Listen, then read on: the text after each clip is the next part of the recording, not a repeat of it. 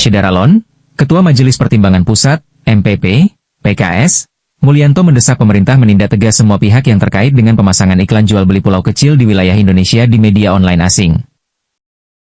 Ia meminta pemerintah sungguh-sungguh menginformasikan kepada pihak terkait di luar negeri, bahwa di Indonesia tidak dibenarkan jual beli pulau kecil kepada pihak asing.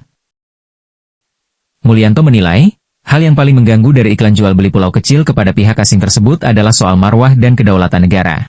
Ketegasan sikap pemerintah ini sangat penting.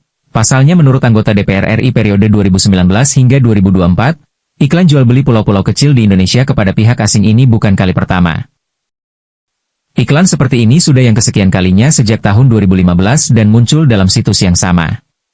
Padahal, menurut Mulyanto, sudah sangat jelas bahwa tidak boleh sejengkal pun tanah Indonesia apalagi sebuah pulau kecil dijual kepada pihak asing. Sebab hal ini soal kedaulatan negara bukan soal ekonomi atau bisnis dan investasi. Sebelumnya publik dikejutkan dengan kemunculan iklan penjualan 4 pulau di Kabupaten Kepulauan Anambas, Kepulauan Riau yang muncul di situs asing privateislandoline.com. Postingan yang diberi judul Island Pair in Anambas Indonesia, tersebut menampilkan foto-foto udara 2 pulau tropis lengkap dengan deskripsi lokasi dan potensi investasi. Pulau-pulau ini disebutkan belum memiliki nama lokal dalam iklan tersebut, dan ditawarkan melalui kepemilikan saham oleh 2 perusahaan yang sedang mengurus status penanaman modal asing, PMA.